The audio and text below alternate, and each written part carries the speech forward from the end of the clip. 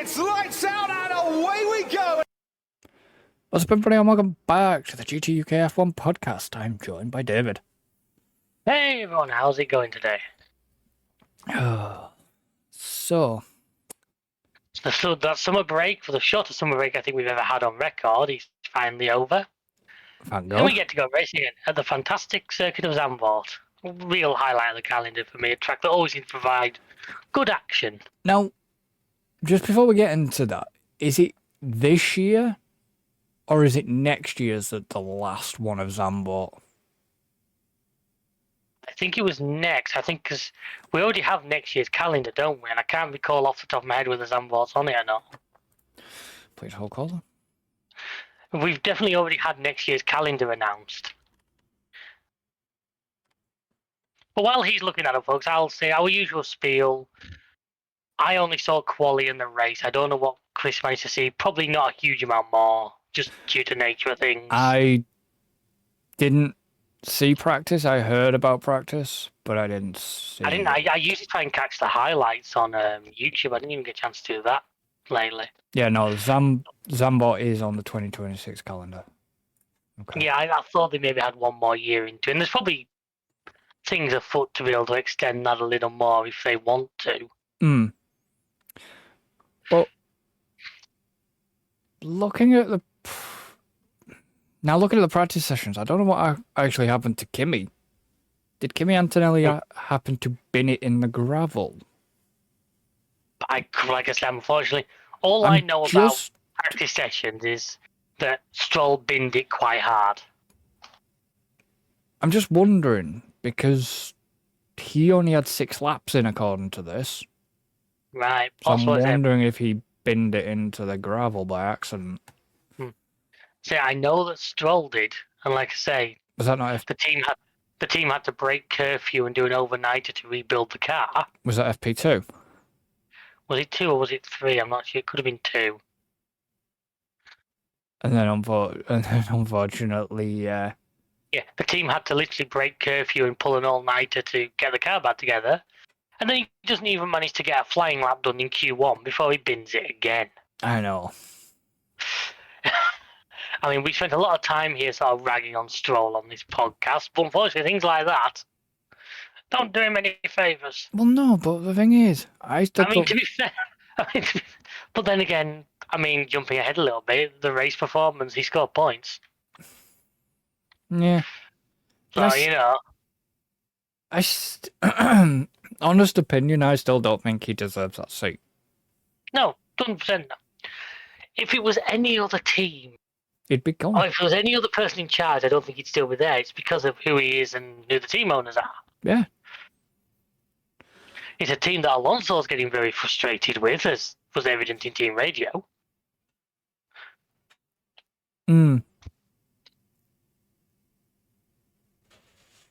Because I don't know. It just practice is its usual, really. Apart from practice, I never read big amounts into because you don't know. I've said it before. You don't know what they're running fuel. You don't know what strategies they're on. No, but I think Lando had something to prove there. Well, Lando's really trying to shift the momentum back in his favour, isn't it? Because he has kind of been all Piastri. It's not working.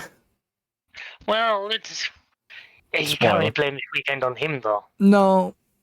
As much as I agree, and I have a can of the Lando Norris Monster downstairs. I've not tried it yet. No. But yeah, as much as I've said a few times, I just think Lando has. I don't know. He lacks the sharpness sometimes. I think I really can't blame this weekend on him. Well, it's not that. It's like I was, to be honest, after seeing the practice results there, it was like, because I did look at the results for practice. Obviously, I saw it on social media, and I was like, "Ooh, could Lando take pole?" Session, didn't he? Yeah, that's what I mean. And it's like, could Lando take pole? In fact, his best time was only, was it a tenth less than his best time in quali? So yeah, so he was They were only like, was it like? I mean, in terms of qualifying, like most of the grid was separated by such a small margin. Yeah. Because It's pretty much a second from didn't 1st to 15th in Q2. well. Let's rewind a bit. Didn't I'll just straight off a point. Yeah, I'm not. yeah, I know. Jump us on. Didn't, and we are going into qualifying here. Didn't Lando break the all-time lap record? Piastri did in the end. Did he? Oh, he did, didn't he? Yeah. No, Piastri got on pole, so. Oh shit! Now- Spoilers. Obviously, when it comes to the actual lap record that goes on the stats, that comes down to race lap record. Which I believe Piastri got that, didn't he? I don't actually know because I always Piastri got that on lap 60 of a 1:12. Fastest lap of the race. yeah, but it wasn't the old. Was it the old time overall? No, I think that I think that was the fastest ever qualifying lap. Because isn't it Hamilton? Bizarrely enough, is it not Hamilton that only? Why am I even at? Why am I even asking you? Keep going a minute. Let me grab my book. You're grabbing your book, I'm going to Wikipedia.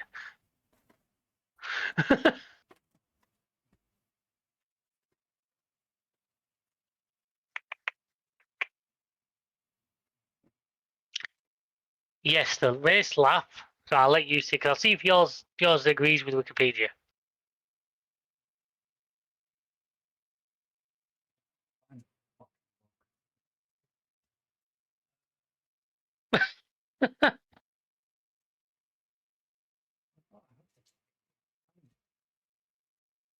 Although I have got a very interesting point to follow that up with. Can't get to the book.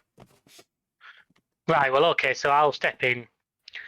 On the current layout, which is 2020 to present, the race lap record is a Hamilton, 1:11.0 by Lewis Hamilton in 2021. Yeah. I will say, though, prior to that, the old circuit, the lap record, is a 1:21.0 by Klaas Zwart in a Jaguar R5 in 2019. No, right, okay. Now, that's not a name I remember. No.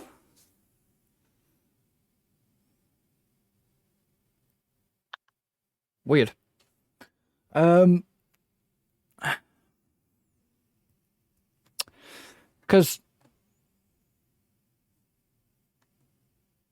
if Piastri got the fastest lap award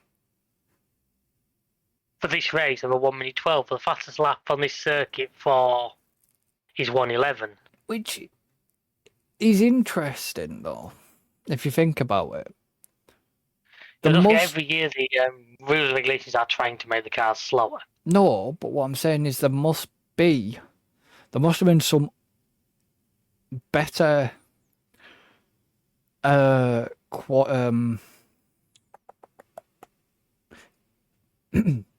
conditions for qualifying than there was the actual race. Because you look at the times. Yeah, but don't forget as well, qualifying they're running bare minimum fuel. I know that. But by the time the race comes along, by the time the cars are really Oscar set that on lap 60. So by then the cars are lighter, but they're still probably not as light, and then he's probably on older tyres by that point. True. It's like, 10 from the end? Something like that. Yeah, quality is done on low fuel, on usually pretty much brand new tyres. I mean, I'm not disagreeing, because don't forget, we did have the, slight spit of weather, didn't we? Yeah, not as much as they were predicting, though. No, not as much as the touring cars got. I've just actually finished the afternoon watching the touring car race for the weekend. Yeah, At least we had a cloudburst halfway through race 2. and most of the field went into the gravel or on the grass. There's a cracking shot of that Dan Lloyd full on. If he's never done rallycross, he seriously needs to apply based on that performance. Oh yeah, He just hit the gravel full speed and just threw it sideways and held it. I know. That's a front wheel drive. I've seen it. There's some skill in that. I mean, Anyway, back. Go on, sorry. yeah. I mean, Q1. Q1, say Stroll didn't even complete a lap because he binned it. He was still on his freaking out lap, wasn't he? Yeah, he was preparing, and it was just like I was thinking to myself, if you'd have been with like Briatore or somebody like that as team principal, you'd have been gone by now. Oh yeah. So he DNF, didn't even set a tyre. Then got the two Hazes, Hulkenberg and Colapinto. So it's a fairly normal Q3 exit line, I would say. Yeah. Well done to Bortoletto for getting out of that, I'll say that.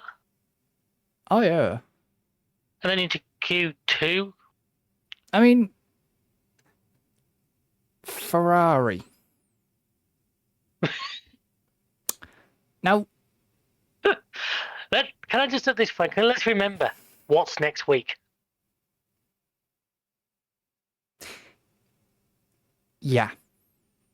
What's next week? Monza. And we're going to talk about Ferrari a little bit more coming up because they've got quite a few topics to cover, but they're going into their home Grand Prix a little on the back foot, if you ask me.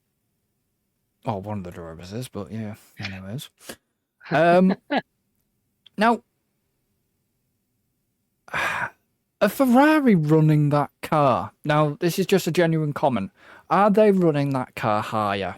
Are they running it higher to avoid plank wear? To avoid the plank wear issue that they've clearly had in the past. It's quite possible. Because 1 minute they seem good. Next minute, like we said, they're a bit meh for what you would consider Ferrari. For what you've seen throughout different races, they've... Yeah. I know what you're saying. They're a bit back and forth like a freaking yo-yo. I know exactly what you mean.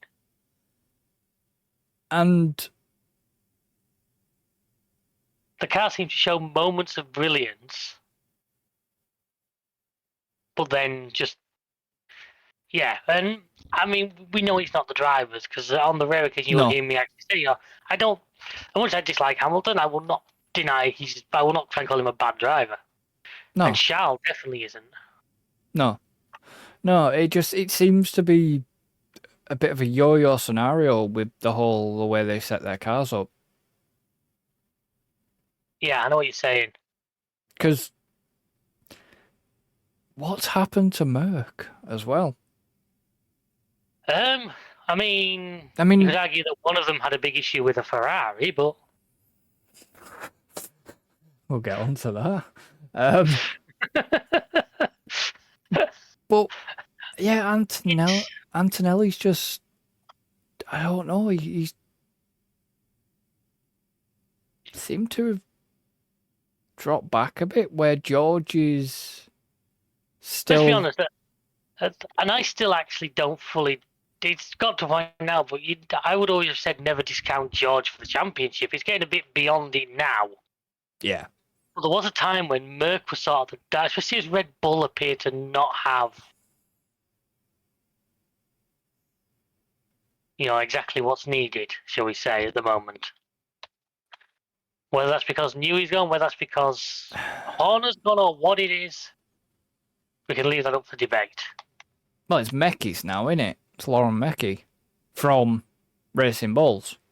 We'll get onto them a bit later as well, because I have quite a few comments about them from this weekend. And I don't know, Yuki... I like Yuki. That's the problem. I don't think many people dislike Kieran. The trouble is, it's the poison chalice of the second Red Bull car. Yeah. I mean, we'll talk about the Cadillac thing in a little bit. Put that in at the end, probably, because I've commented on that, and it revolves around this. Yeah. But, it's... How to put it? The car is built for like, Max.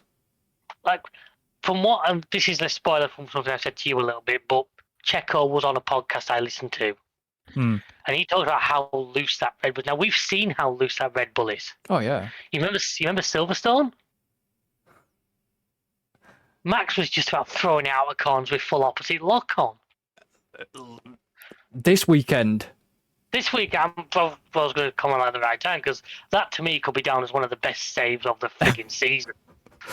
How he got that car back from that angle, I am not entirely sure. And still made the fucking corner. But anyway, so we know because Checo's words basically revolved around the Red Bull car is basically on a knife edge. Max seems good with that. And Checo said when things are good, it's rapid.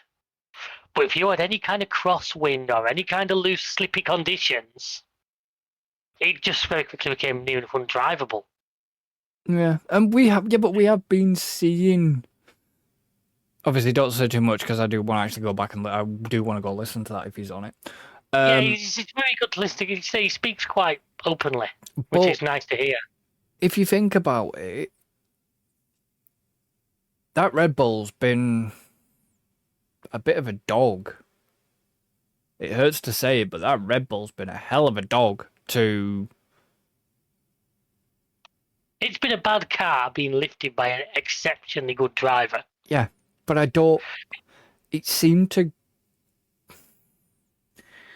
I mean, it's got to be shown how bad that car is.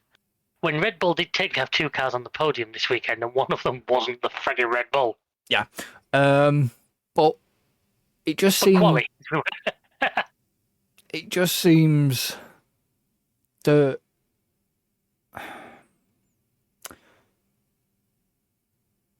I said the car seems to be on an absolute knife edge. But it seemed to change when when this little regulation changed. I know I don't want to be causing upset to the fellow Red Bull fans, but it seemed to change when that tech regulation changed. Maybe the wing was doing something particularly special that it now can't do. That could very easily be the case. I'm not going to deny that. I mean, that's just my fault. It's not, that's not the be all end all. Oh. That's what happened. You know what I mean? You could be onto something there, and as much as I don't want to say this, maybe Newey leaving has started to make a difference because they're obviously whoever's taken over from it, the car's not going to be moving more in their direction than his. Yeah. Now, if their ideas don't happen to gel with what's already there or something silly, it doesn't. Max is outdriving this car hugely right now. Yeah. Yeah, I think if anybody, I don't think there's many other people who are in that car, he wouldn't even be in the top 10. No. He's able to just grab that thing by the nuts and just literally drag it round. Yeah, it's it seems weird because you contrast that to the likes of Hamilton in that Ferrari. Hamilton, he's the Ferrari. The Ferrari's not there, is it? The Ferrari isn't. I mean, you look at quali 6th and 7th. Yeah, but out qualified by a racing bull. Yeah, and a Merc. Okay, the two McLarens we pretty much knew were going to be untouchable this weekend. Yeah. Max, never discount Max, especially not at his home race. We knew he'd pull something special out of the bag when he needed to. I was hoping he was going to. Considering his practice results, you know what I mean? Oh, I never doubted it for 1 second that there was going to be something. I just the person I feel sorry for, really sorry for in this situation right now is Yuki. Oh yeah, and I honestly. And you know what? I honestly worry for Hadjar. No. I worry for him because if he keeps performing how he is, he might get demoted to the main car. Promoted to the main car. Would you class the Red Bull as a freaking promotion over the Racing Bull right now? Not really. Exactly. That's why I'm saying he might get demoted to the main car. Yeah, but I hope not. I'm going to come on to him a little bit at the end because I have something I do want to say over Hadjabal. So basically, Q2, probably the only one that stands out to me. Obviously, Yuki Q2 was kind of at the norm. Antonelli not making Q3 is a little bit of a... Yeah, I was kind of surprised. One you maybe wouldn't have expected. Alonso made it in, obviously Sainz making it in. That's the other one I probably mentioned. The Williams right now seems either hot or cold, or is it just me? Yeah. In Albon 15th, Carlos 9th. I know during the race, but there's a cracking interview with Albon after the race where he sort of says, how did that go? He says, well, his exact words were, well, he was running his own race and everyone else just crashed. Which I thought was actually a really good way of putting it. Yeah. Well, the thing is, though, Albon, I don't know what it is. Albon just seems very frustrated. And I can't turn around and say the guy needs to get laid because, lo and behold, he has a nice person on his arm. So, I think he's almost having the same issues that Leclerc's having at Ferrari. That's true. Leclerc's having very similar issues. But we all know Ferrari, it must be the water. Yeah. Now. So yeah, and then Q3, like I say, Q3, we always knew the McLarens were going to be the ones. Yeah. Hadjar in 4th, stunning result. That was a bit of a surprise there. Little bit of a surprise. Merc, 2 Ferraris, Lawson in 8th, both Racing Bulls in the top 10. Carlos and Fernando. Yeah. So then we move on to the start of the race where Ferrari's weekend started to unravel itself. Well, I wasn't fully aware. I had to do some reading back afterwards to figure out exactly what happened here. Didn't Ferrari's weekend start to unravel before one of their drivers had even got to the grid? That's what I'm saying. It took, because apparently due to the layout of Zandvort, it's quite tight from the pit lane entrance to where the back of the grid is. So as a result, the entire pit straight was considered a dual wave yellow zone. Double work, yeah. And they were told this in briefing. They were told this right through. Now, apparently, Hamilton just didn't slow down enough, or didn't slow down enough. Yeah. Enough so that he now has a 5-place grid penalty for Monza. I mean, I have because he crashed out of Dutch Grand Prix, foreshadowing. Yeah, I have the article here. Of course you do. You've probably got the technical regs up alongside it to cross-reference you sado. Unfortunately, no, I don't have the technical regs, actually. I don't have the sporting code in front of me. I still have it somewhere on the system, but, Yeah, so basically it was, obviously, it's been confirmed that he's got 5 position from wherever he qualifies. Due to the nature of the track, the race director had informed all participants that the last corner before the pit lane would have had a double yellow flags waved. Read a report from Stewart. This was to ensure the safety of those on the grid and in the pit lane. Yeah. The regulations require that any driver passing through the double waved yellow flag marshalling sector reduce speed significantly. The official ruling of double wave yellows is slow and prepare to stop. Yeah. That is the official wording of what dual wave yellows means. We looked through the available telemetry within the FIA system. We also requested to the team to provide us with their telemetry data.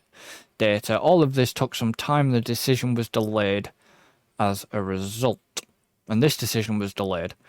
In addition, Now, it was always going to be investigated after the race. They said that right. They at the said beginning. that right at the beginning. But whereas it might have been a time penalty on this race because of reasons, it wasn't. In addition to Article 44.1 requires all drivers covering more than one reconnaissance lap to drive down the pit entry road at greatly reduced speed. The data showed that the driver had entered the double yellow sector approximately 20 kph less than his speed at the same point in practice sessions. Had reduced throttle application in order of 10% to 20% and had lifted and braked 70 metres earlier when entering the pit lane. Right. They deemed that not to be enough, basically. Yeah, we did not consider that a 20 kph reduction in speed at the double wave yellow sector constituted reducing speed significantly. We also did not consider that the speed which the driver entered the pit lane, you know what I mean. The penalty guidelines for such infringement would have been a normally, now this is weird, because normally under that section, it would be a penalty of 10 grid positions at the next race. Okay. Given that the driver had made an attempt to reduce his speed and to brake earlier, we took this into account as mitigating circumstances and imposed a 5-place grid penalty. So basically, they're saying, yeah, we get that you tried, but it wasn't enough. Yeah. So you're not getting away with nothing because we want to make other teams realise we're serious. Well, they should have just slapped him with a 10 then, shouldn't they? They should have just stuck with the original ruling. This is what I'm... This is the inconsistency with the FIA that I know causes you such great... Yeah, I know what you're saying.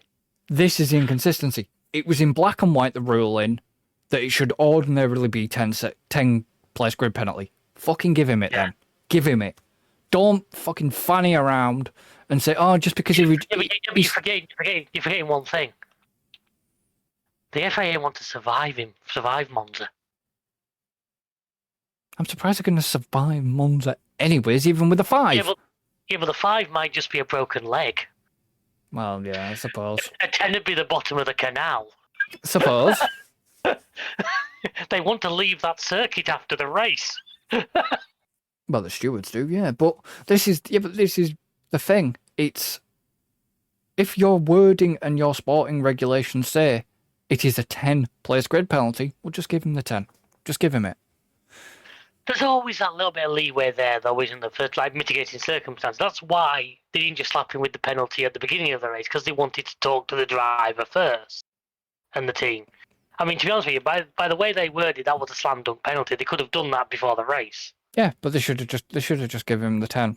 Though they should have if it's in black and white, they should have just given him the 10. And I'm not hating on Hamilton before anybody jumps down my throat. It's in black and white on their own fucking ruling. That's what I'd be saying the same thing. Really annoys me. If you broke a rule like that, and the rule that's put in for real safety reasons. Yeah. I'd be saying the same. Honestly, even if it was Max, if it was Lando, if it was Oscar, I'd be saying the same bloody thing. But no, I agree with you. I'm the same. I'm just sick and tired of this FIA, the FIA and their inconsistency. I will be very careful what I say because I know we have to kind of be now because of certain things, but ideally, if it's in your own wording, you know, it's like, quick example, it's like, I don't know, you getting sent to court for burglary, right? Yeah. And I get this, a judge's discretion would be slightly different, depending on your convictions. Now, people will be like, well, isn't this the same thing? A judge is slightly different to determine their outcome, going on the offender's convictions, as well as, you know, like the convictions that's been presented to them and the offender's previous. Oh yeah. But if there is a guideline, there is the law guideline that the judges can follow for sentencing, for example. And this is what, and to relate to this back to the Formula One and the FIA, yes, they've done similar to what a judge could do. But ideally, because it's in their sport, in the FIA sporting code, it should have been followed. Not what they've basically done is created a nice little loophole that every other team is going to try and jump through. Yeah, which is wrong, because somebody else will do it and they'll get slapped with a 10. You can see it happening. Use this case to argue why they shouldn't. Well, yeah, they should. They should argue that case. No, but that's what I'm saying. That's what they've done. Is once you create a loophole like this, what you're doing is then,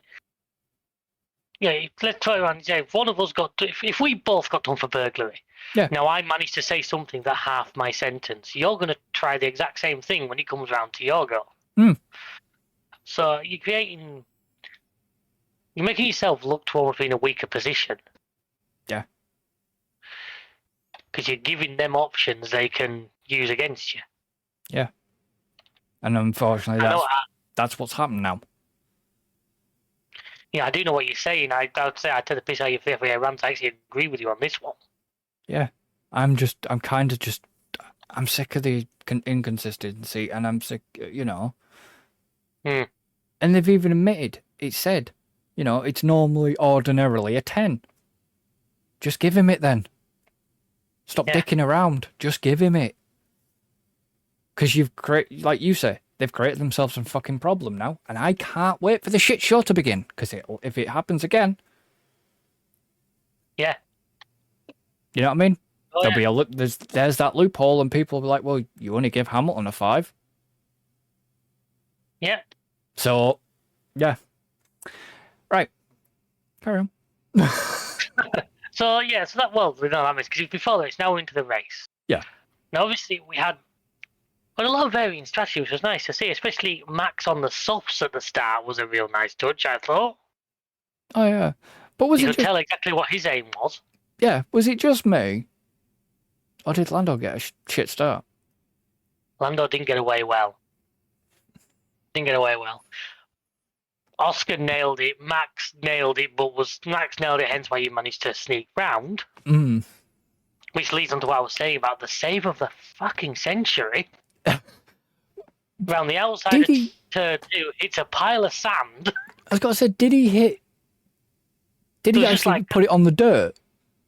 No, he didn't put it on the dirt. The problem was, because he was off the racing line, Zandvort is literally right on the coast. Oh, I know that.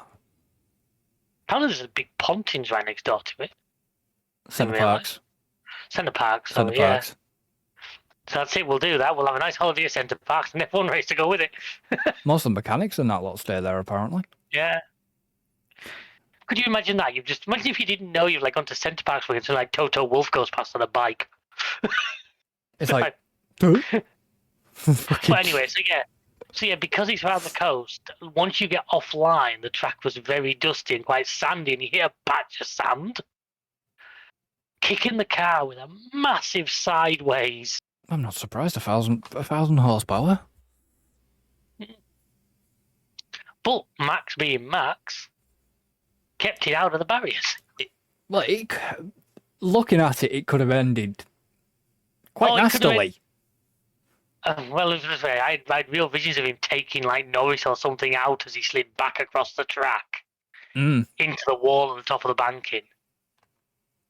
But he didn't. But no, I'm saying Max being Max, he caught the damn thing. Oh, Jesus. Didn't even really lose the place from it. He was willingly thought he created a new line. Yeah, but the FIA could have even said, he went off the track and gained an advantage because he was recovering from the track. He never left the track. No, that's what I mean. He didn't leave the track. His car just... If you look at the replays, he never left the track. He's literally... But it was just what the FIA are like. But it was just how he might... And yet again, that kind of shows Max's skill. That's what I'm saying. That the catch there was literally. But then we get on, things settle down. Lando manages to take second place back, and we kind of feel like we're dropping into a bit of a procession. A little bit. And then Hamilton.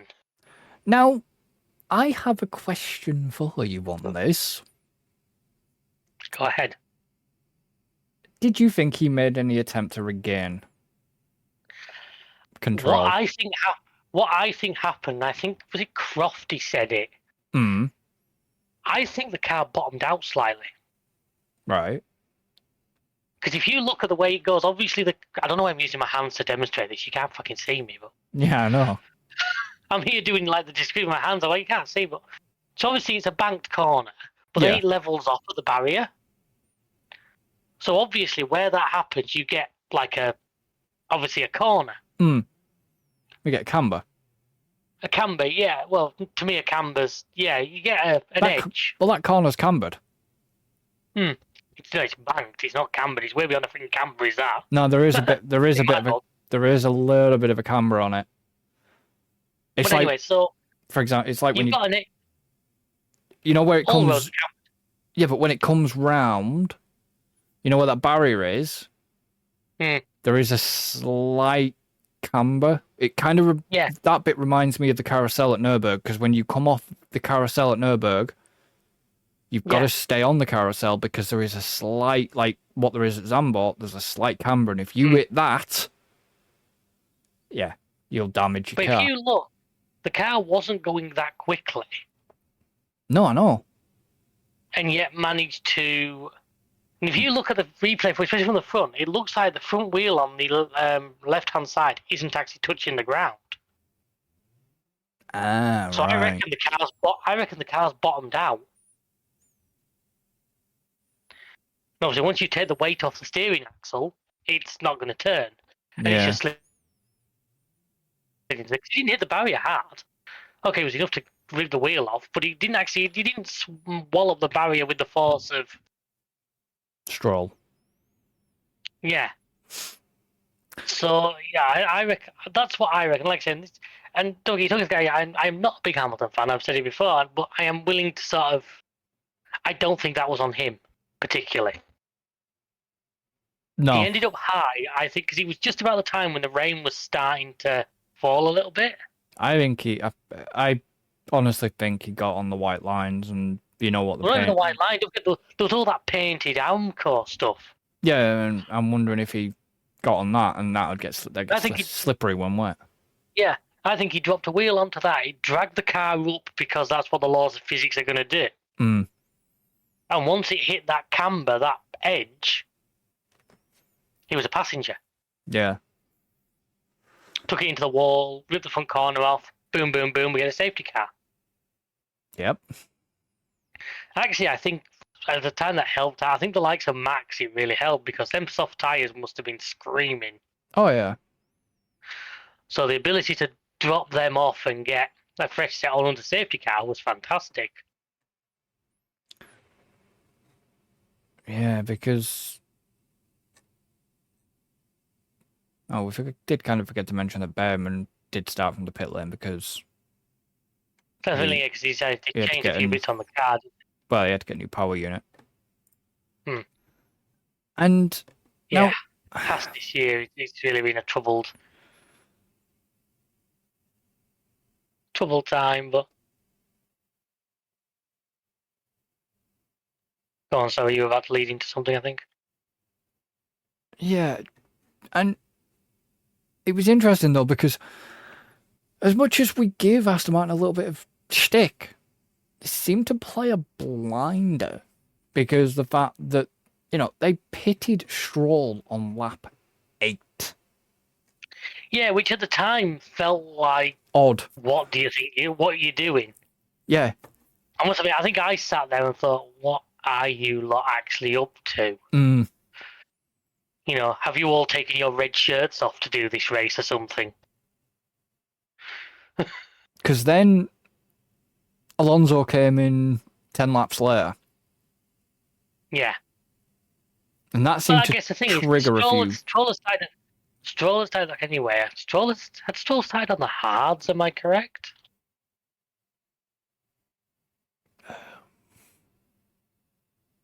You think so?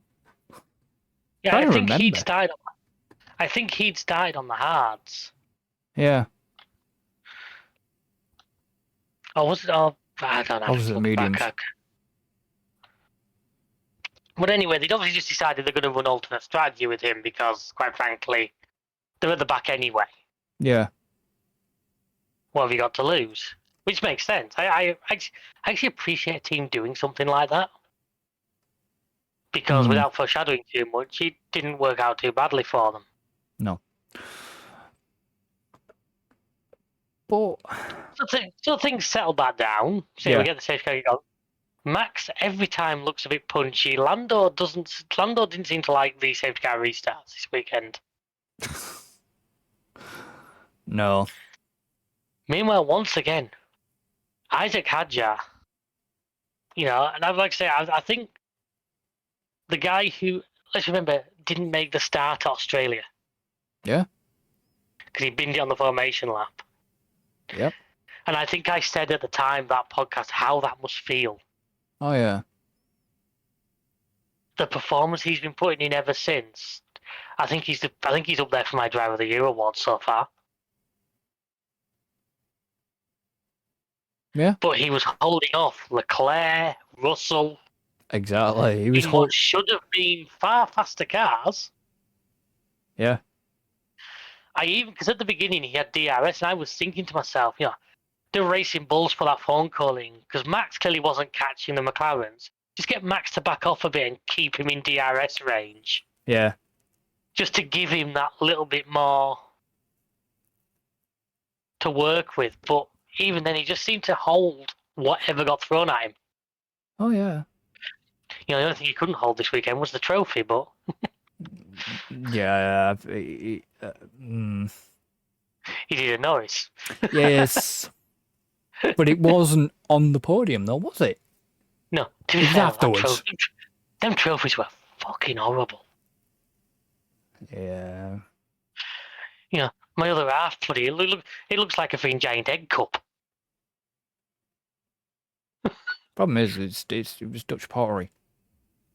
I'm not doubting it. Yes, Well, but who does Louis Vuitton. pottery Yeah, the answer. No, the thing is, trophy like that when there is all- risk of apparently all- damage? It looked thin as bollocks around the bloody mm, the bit that attaches to the base and the top. you would think if you were making that for that reason, you'd put a metal rod through the middle of it or something. You'd strengthen it. You could put a metal rod through the middle of it. Yeah. You wouldn't see it once it was done, but it would just at least add some structural integrity to it. Yes. But I'm not sure. Are Louis Vuitton running a competition to see just how ugly a trophy they can get away with actually giving a driver? Oh, I have no idea. Because there's been 2 or 3 this year that would not get pride of place on my mantelpiece, let's put it that way. No. And so the safety car, I was thinking, when the first safety car come out, I was like, oh, here we go, sort of thing. I was like, Well, that's Norris, that's Piastri's sort of advantage gone. Apart from the advantage, it was like, oh, come on, don't fuck this up, Oscar. You know what I mean? Because Oscar sometimes doesn't have the greatest of safety car restarts. Yeah, I think his biggest advantage was the fact that Max was behind Norris. Yep. Because Norris couldn't go full attack if he wanted to, because he was having to watch His mirrors. the Flying Dutchman behind him. Yeah. So, I mean, it seemed a little bit strange for Zandvort. There just didn't seem a lot of, I can't say a lot of action, but Well, actually, The spread. It was one of the more interesting, exciting races of the year. Yeah, but the field spread. There wasn't a lot, but I think the safety cars didn't help with that. True. The safety cars came at just the right moments to sort of keep the field together. Mm. Because that's kind of what was being told to Norris, wasn't it? That, there's going to be no back markers because the field's not really spread out. Yeah. I don't think anybody was lapped. Looking at my results table here, I do not think anybody was lapped. No. In fact, the last finishing car was only 24 seconds behind the leader. That's not even It is a pit stop. just a pit stop? Yeah, just a pit stop. That was Gasly, who was unlucky, actually, because we'll get to time anyway. So then we get the other Ferrari, who got, unfortunately, a victim of the Antonelli missile.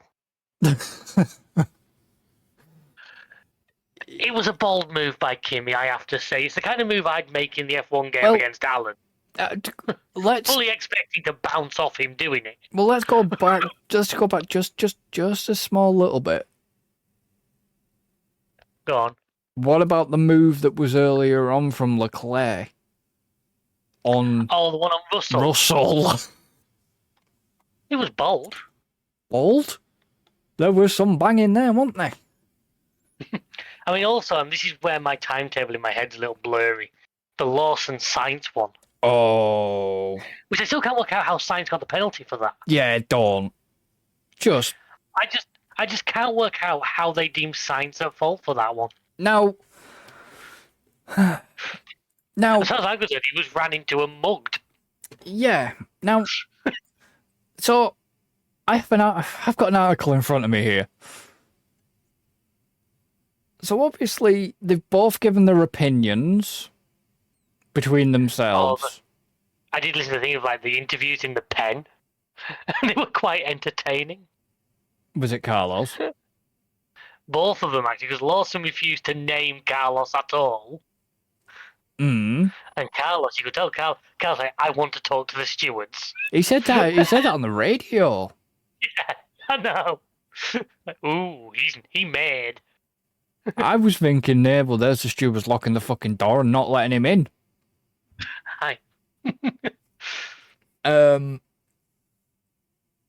So, obviously they were both 7th and 8th. Sainz got a run on Racing Bulls into turn 1. He went on the outside line. Now, yeah, so Lawson was on the inside with the front right of Sainz's car clipping the left rear of the Racing Bulls mid-corner, right? I'm guessing their logic why Sainz got the penalty was that Lawson was ahead. No, not just that. Because apparently Lawson wasn't fully in control. Lawson got understeer. So, kind of in the similar vein of what happened with Kimi. Yeah. Kimi understeered into Leclerc. I don't think he set out with the intention of running into it. No, but obviously, where was Sainz going to go? I just love this response. So obviously, Sainz was deemed at fault for the incident and handed the 10-second penalty, but was left frustrated by Lawson's actions. I think I always try to be quite controlled and pick my words on the radio quite, well, let's say level-headed. I try in this high adrenaline stressful sport.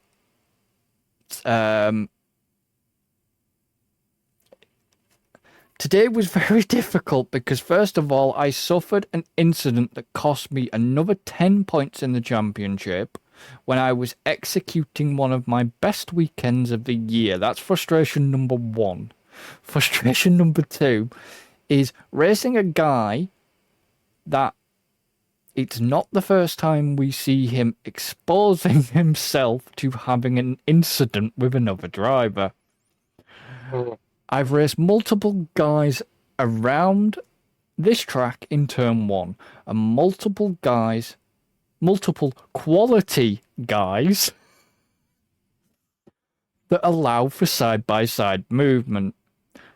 Like that in a beautiful corner today. Beautiful corner. Today I chose to have a side-by-side line with someone that prefers not to have it and prefers to risk an incident and risk losing so many points. It's very frustrating, very disappointed, but on top of that, to get a 10-second penalty is something unacceptable and something I don't understand. So it's fair to say he mad. Yeah. What did... Oh, obviously Lawson then... See? And then Liam believed that he did nothing wrong regarding the current regulations. It just sucks for us both. It's obviously not my intention. But... it's lap 1 on a restart. We have very low grip into turn 1. Well, he clearly didn't prepare yourself then, did you? Well enough. And he goes, the rules are written as they are, and we all know how they're written. I like the way he points out the rules are written the way they are, and we all know how they're written. So he's not saying they're right. He's not there saying that he agrees with them. He's just saying that the rules are written. There's some very careful wording gone on there. Yeah.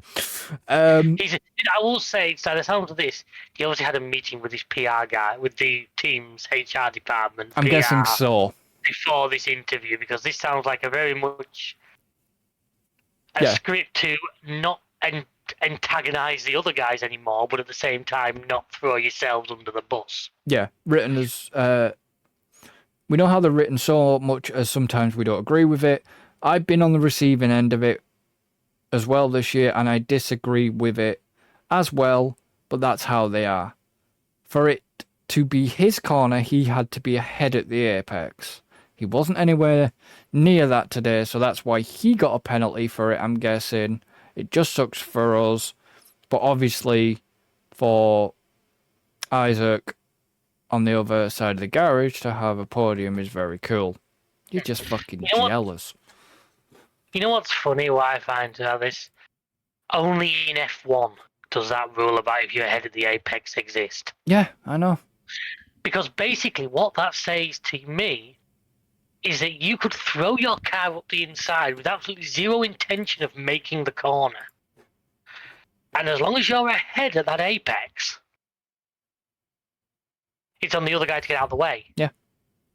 You know, if we were racing in the game and I just forego the brakes and throw it head first into the corner up the inside of you, you'd get away with it. As long as I hit that apex first, it's up to you to avoid me. Yeah. Which is stupid. Tell me about it. There's no other word about it. It's stupid. But, like, say, there was a Jimmy Broadbent, one of his sim racing stewards videos where he talks about it. And that's basically what he said. He says, in any other motorsport, that wouldn't fly. Yeah.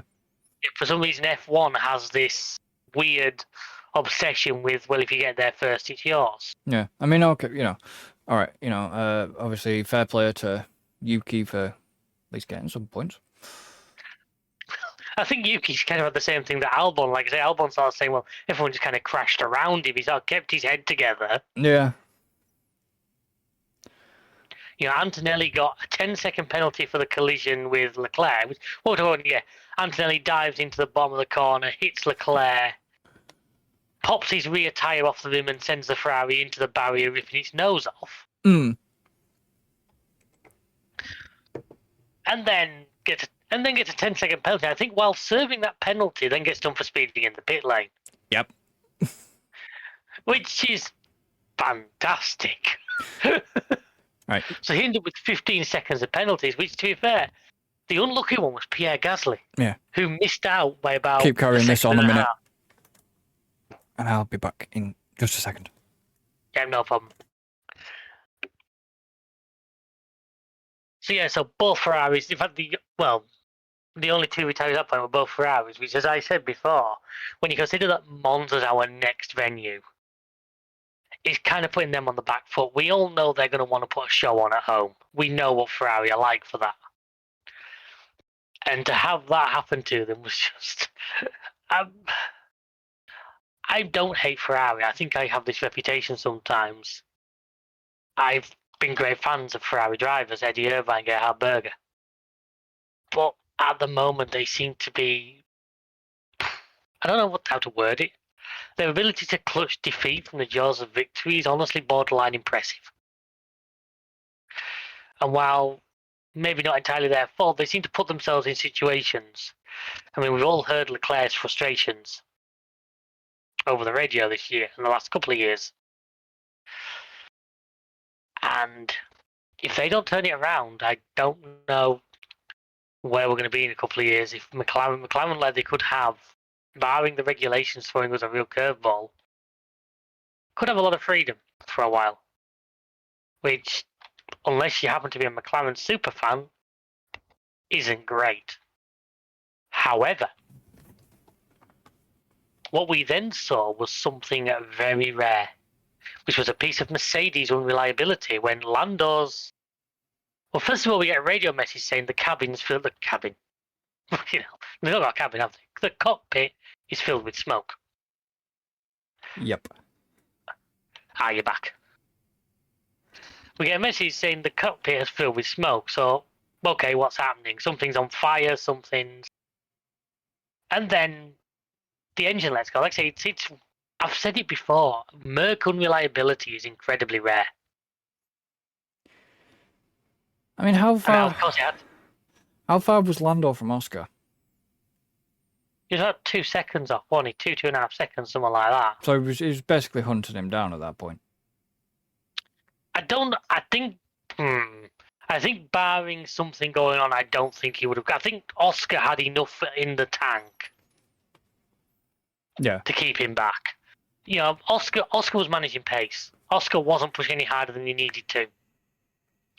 I think if Lando would have got too close, there'd have been more in that car he could have unlocked, if you get what I mean. Now, like I say, it's just so rare to see a Mercedes engine fail. But yeah, we can't turn around and say, well, this was a silly mistake by Lando, because unfortunately it wasn't. No, it was reliability. Lando did nothing wrong. Yeah, the car just let go. Maybe you argue that something was done wrong. Maybe there was, but it's not something like a deliberate mistake. Maybe like, I revved it too hard a few times and something broke. But you can't hold that against him. No. You don't know how far McLaren had that engine turned up. Mm. You know, maybe because you had his team, you had his mechanics sort of gene. Why didn't you go down hunt down Lando? Maybe they were giving him a bit more engine mode to do it with. And maybe that was part of the issue. Yeah.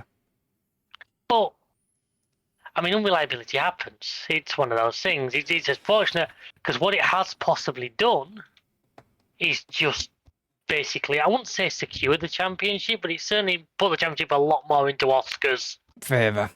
court. Yeah. You know, if it finished as it was, Oscar would have been 7 or 9 points ahead. He's now 34. Yeah. So that means he has a full race win in hand. Yeah. Which is a fantastic position to be in. Oh, yeah.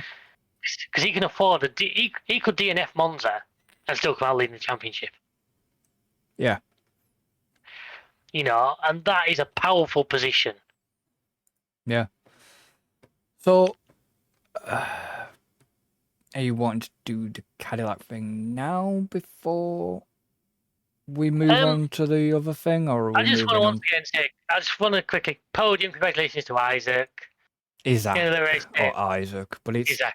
I don't know. Isaac, it's Isaac, but there's an emphasis on the K. Yeah. It's how I tend to hear it said. Because Isaac, as I would understand it, would be 2 C's at the end. So it's Isaac. Sounds like he's auditioning for the remake of Mars Attacks. Yeah. I mean, well, Sorry, I have a nephew in-law called Isaac, but it's Spelled differently. It'd be 2 C's at the end. 2 C's at the end. No, it's only one. Oh, one, okay. Yeah. But anyway. And what that means to Racing Bulls in this championship fight, where the midfield of the championship is so tight. I mean, where's the yeah, okay. I've got your team standings. McLaren's well off into the McLaren sunset. have this. Listen, McLaren, I think they said McLaren can close this at Baku. Yep, they can. The constructors, at least. If things keep going the way...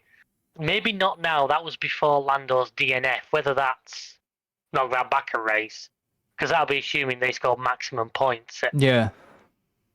So that might actually go back one. Now I don't have those numbers to hand. You've got Ferrari there. Ferrari, Merc, and Red Bull. There's not a big gap there. Considering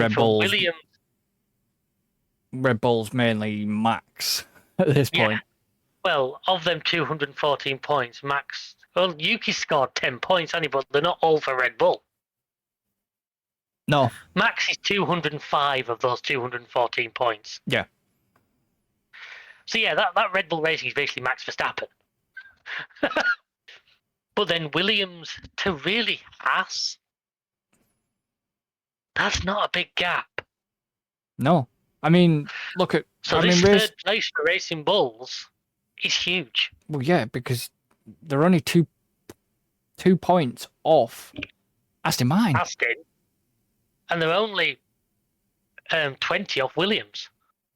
And, I mean, Sauber's there. I'd put Hasser in that mix. 44 to 80 is not a big gap. That's 2 or 3 races. You can make that. I mean, at least Alpine have got some points, but not a lot, but... You know what I mean? Well, it's actually... Oh, yeah, there's 2 drivers with no points. Ironically, both for Alpine. Doohan and Colapinto. Yeah, Colapinto's not scored. Neither did Doohan. Well... Do you reckon we've got Colapinto for the rest of the season now, then? Because the rumour mill was he was meant to have gone by now, wasn't it? I think he's probably in for the rest of the season, because I think Alpine are pretty much fucking stuffed, because they don't... Unless they bring Doohan back, they haven't really got anybody else that they could stick in there. Well, the rumour mill I heard was Mick. But not that. But Mick's, you know my opinion on this anyway. As far as I'm concerned, I think Mick's gone to do DTM or something, some sports car thing with Alpine. I believe. Possibly, that's what I believe. Yeah, but let's be honest. I think if the phone call came up, do you want to be in F1? I don't think there's many drivers out there that would say no. See, and this is where it's weird, because obviously Yuki scored 12 points, yeah? Yeah, but say 10, I'm sure at least, well, obviously I think a lot of those were for Racing Bulls. Exactly. But, yeah, it's... I just feel sorry for Yuki at the minute. I really do. That's what I said to you earlier, isn't it, about Hadjar getting demoted to the Red Bull. Yeah, and I kind of don't want that for Hadjar. No, I think he's better off sticking with the Racing Bulls for a couple of years. Ride out 26 in the Racing Bull, and then in 27, if the Red Bull's looking all right, go for it. If not, maybe look outside the Red Bull camp. Yep. I think the lad's got some talent, actually. I think the lad really does have some skill there. I mean, but if I say he's performing well. You know, if you look at the bloody standings overall, like driver standings down from Hamilton, look at the rest of the grid. All it needs is some good points. Well, it's relatively tight. You know, you've got, apart from Yuki and Bortoletto, you've got Sainz and Behrman are level on points. Lawson and Gasly are level. You know, then you've got Ocon who's stuck in the middle. Ocon and Alonso are stuck in the middle. And Stroll as well, sort of. You know, there's only 2 points between that. But then you've got the likes of Hadjar and Hulkenberg, a rookie and an experienced driver, level on points. And then you've got Albon who've both had 1/3 place this year. Yeah. Then you've got Albon and Antonelli level on points.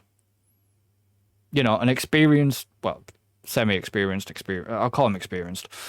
Okay, class Albon as experienced now. Albon as experienced, and a rookie who is beating him at this point. It's like, yeah, but you've got to kind of say something about you would expect the Merc to be beating the Williams. not really, because that Williams, you know that Williams when it wants to is good car. Yeah, but if you were going for a championship and you were offered both cars, you'd take the Merc before the Williams. Yeah, but this is why I think Sainz. This is why Sainz is in there. I think Sainz is going to shape that car to be pretty good. Possible. If he can. I hope you're right. I'd love to see the Williams name back at the top. Well, this is the thing. That's why I think Sainz went there, not because of the whole Audi thing and the connection with his dad. Well, that would have been Sauber anyway. Yeah, I know, but that's what I mean. That's why he didn't go to Sauber, even though there was interest from Sauber. I think, like Carlos said, it's a project for him. I reckon he can, under vowels. Yeah, I don't disagree with you. And the team at Williams, if Sainz is committed, yes, he's probably a bit frustrated, etc. But I reckon that 2026 might be a good year for him. Especially because Sainz is quite what the hell am I trying to say here? Apart from knowledgeable on feedback and shit, probably, but he's very sort of. I mean, look how he was with a Ferrari. You know what I mean? Yeah. Oh, yeah. And speaking of projects, that leads into what we're talking about now. The worst kept secret in F1 has finally been confirmed. Worst kept secret? Tell me about it. You know what I mean? It's officially confirmed that Cadillac are officially going with Bottas and Perez. Which I'm thinking. I said to you on another recording we did. I'll repeat it in case anyone listens to this who doesn't listen to our other stuff. Why not? Go check out the channel. There's some great stuff on there. But you've got two very experienced drivers, two race winners. Well, that's what we said, didn't we? We said. Well, that's what I'm saying. I'm saying, like I said, there might be people listening to this who don't listen to that. So it's worth repeating. But yeah, you've got two very, very experienced drivers who've run at the front end, which for a brand new team who is starting from absolute zero, it's not even like they've bought out an old team. They are literally starting from nothing. So I think you couldn't do any better than those two drivers right now. Oh yeah. Even if Valtteri's got that penalty looming over his head. Yeah, fair enough. I think I don't think it's gonna make a difference because honest to God, if we're sat here after qualifying for Australia next year, and those two Cadillacs are last and second to last, they've done bloody amazing. Yeah. You know what I mean? Oh yeah. If they come in and they aren't last, then you know what? That's as good as a win as far as I'm concerned. Because that means they've beaten somebody who's been here a hell of a lot longer. Well, yeah. I mean,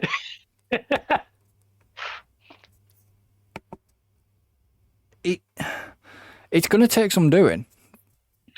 But I wonder. Look, we'll see. I'm really hopeful that this actually could be just what Perez needs. Bit of redemption. Because it's not. Well, not only that, but it's not a car that's built around. Max. He's got the chance to go in and help build this car around what him and Valtteri want. Yeah, that's what I mean. You as know, long as because they both have. I was a big Perez fan. So I've got a freaking Perez poster on the wall over there. Yeah, but they both have similar driving styles. Yeah, that's the thing they do. So I honestly think this could be where we see. Like I said, I don't expect to see him at the front. No. Probably in 5 years. If I'm being realistic. Maybe. But I think it'd be a good project. If they can get in a couple of seasons to the back end of the points, then that'll be amazing. I'm willing to stand here now and throw my full support to that. I will be cheering them on next year. Oh yeah, I mean we'll see how they get on. We'll see how they get on next year because it's gonna be interesting. And it's going to be interesting to see what happens with the Red Bull as well next year. Yeah, because when we are like out of Newey's control and. Well, apart from that, look at the fact that who's the engine supplier. But So- it isn't though, is it? It's going to still be Red Bull powertrains. It's just going to have Ford's name on it. Well, yeah, but they'll still have to have an input. I mean, who's got Honda next year? Aston Martin. Exactly. And Honda But was you know what I mean? Honda was supposed to be pulling out of F1. Yeah, but they obviously told. Yeah, but they were going to pull out, and then Red Bull went and made their engine work and won everything, didn't they? You Well, don't yeah. pull out when you win. Well, yeah, it wasn't just that though, was it? You don't walk away when you win. Yeah, but I still reckon there's been enough money chucked Honda's way to bring them back. And Yuki was given a drive as a Japanese driver. Yeah. You know, and I'm not saying that against Yuki. That's not me saying he shouldn't be there. No. Me saying I have no doubt that there was part of the deal was you have a Japanese driver. Yeah. But, you know, that Honda engine, I mean, we've said it before, when he was in the frigging McLaren, it was a joke. Oh, yeah. I think if penalties carried over, Fernando Alonso would still be serving some. Yeah. You know, he didn't even make the grid on occasion, and Red Bull managed to turn it around. So this is the bit I'm probably not looking forward to be honest. I actually don't think it'll be as upset as you think it will be. So, obviously it's the F1 Fantasy. Our Fantasy League, which is open to anybody who wants to join. There'll be a link in the description below. And obviously, next season as well, you can come and join because we'll get that sorted as soon as we can. As soon as the F1 website allows us to, we'll have it running. Yeah. So, Adam. Ooh. I mean, are you as disappointed as you thought you were going to be? I haven't seen mine points yet. I'm not looking. I'm more concentrating on. Ooh. Adam's got. Wow. Yeah, Norris. Because He's actually not got what you think is that many negatives, but. Well, not only Leclerc and Norris. Which. Why did Bortoletto score nothing? Oh, he lost 2 race positions. But he got 2 overtakes, so he literally zeroed himself. Yeah. And then Ryan was last year's heavy hitter. Oh, Hamilton and Norris. He got hit quite big then, didn't he? Then obviously Angela was Norris and Gasly zeroed himself. Just didn't score well, did he? No. Obviously Sainz only got 1. Yeah. Haas did well, I think, because of Behrman, but... Yeah. So obviously, I'll do a recap of the entire points in a minute. So then it's Alan who lost out to Norris, and obviously Gasly was a 0-pointer for him. Then you, in other words, David. I actually thought I'd do better than that. Cause I thought I had I knew I had Hadjar, I knew I had Piastri. So Lawson zeroed himself out for you. Antonelli only won because of all them freaking penalties he got. Yeah. In fact, no, they don't count, no. No, they don't. I thought penalties would give you... Well, no. No. Yeah, Antonelli and Hulkenberg were sort of not great scorers for me. Lawson was a 0. Piastri and Hadjar were both good scorers. Good. Yeah. Then obviously Logan's next. So it was actually quite a similar lineup to me. Yeah, it was only sort of... That's why I was so close on points. I mean, it's Alonso scored him. It's Alonso got him the points, whereas I had Lawson on 0. Yeah, and then... Anybody? Simon. And then Simon. And then you. Hang on, how Okay. So bought Leto for Simon. And Gasly. To be honest, And then there's you who had what probably must have been one of the best possible lineups this weekend that it was possible to have. Yeah. Because your lowest scorer is Ocon. Yeah. Which I'm... And do you want to know something? You know, I kept saying, oh, I'm going to make some changes. I'm going to make some changes. You forgot. Yes, I did forget. And And I bet you're bloody glad you did at this moment. Glad I am. I mean, yeah, that's done well. Right. So, to recap, Adam's in 8th on 92. Ryan's in 7th with 99. Angela's in 6th with 111. Alan is in 5th with 151. David was in 4th with 198. Logan in 3rd on 207. Simon on 237. And me with 282. Now, that's quite interesting because I kept saying, oh, I'm going to make changes, I'm going to make changes. I never did. Never ever did. So what's this done for overall? So Angela's still down at the bottom with 1,592. Ryan's in 7th with 1,956. Adam's in 6th with 2010. Wow. He's gone for a year there. David's in 5th with 2,223. That'd have been funny if it had been 2222.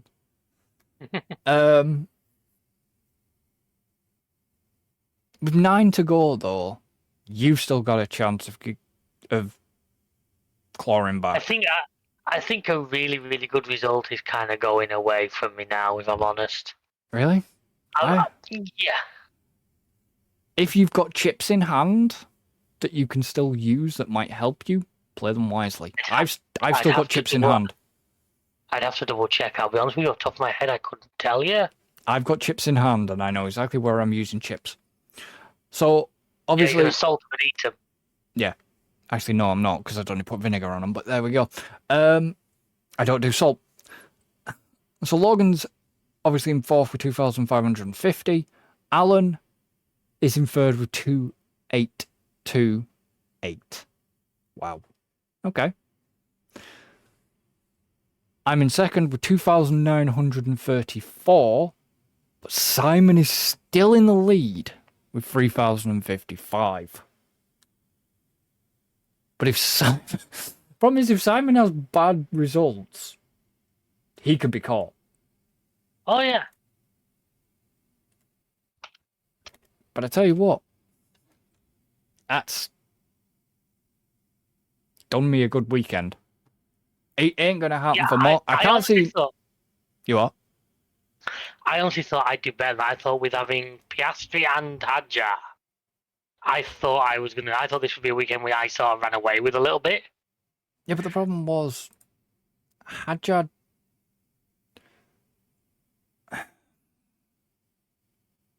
That's the thing, he didn't do no wrong. Well, no, he had brilliant week. Like I say, I think if we decide to do one of our reviews of the year again, I think his performance here will come up as one of the drives of the season. Oh, we will be doing a season review. Don't you worry about that. And means I got to come up with another quiz. Maybe. I think what let you down, though, really what let you down was Lawson and Antonelli. Yeah. And obviously Hulkenberg. Antonelli's been a bit of a pain to me all year. I'll never forgive for what he did at freaking A1 ring. Yeah. I played my limitless to bring Max in, he goes and wipes him out. Yep. But the trouble is, I feel like I'm almost in a corner now. I have a feeling. And I noticed because of this weekend, Hadjar's price has gone up. I feel like I couldn't get the team I've got now because I'm probably actually technically over budget. Because it's because weird. I bought Hadjar when he was less money. Yeah, so did I. And it's weird because Antonelli, if you look at his points throughout the season, you know, he started off like 32 points, 29, 23, 14, 15, 11, minus 19, minus 2, minus 12, 35 in Canada, minus 18, minus 16, 21, 10, 1. You know what I mean? So he's had a lot of negatives there. Yeah, so it hasn't... He would have been higher up. Oh, yeah, definitely. And... yeah. Is anything you want to add before I run through the timings? For Monza? Yes, for Monza. I don't think so, no. Just like I say, probably I feel one of the more interesting races of the year. It's up there. Certainly seem to have the entertainment factor. Yeah. Whereas we've had one or two slow burners this year, looking at you, Spa. Yes, definitely. You know, that one seemed to just keep... I think the safety cars just happened to be at just the right moments. Yeah, it kept it interesting. And maybe as Albon said, everyone just forgot how to drive in the summer break. Mm. But no, I mean, if next year is Zandvort's last, I'll be sad to see it. Yeah. I think it's a circuit that's more than worthy of a place on the calendar. Mm-hmm.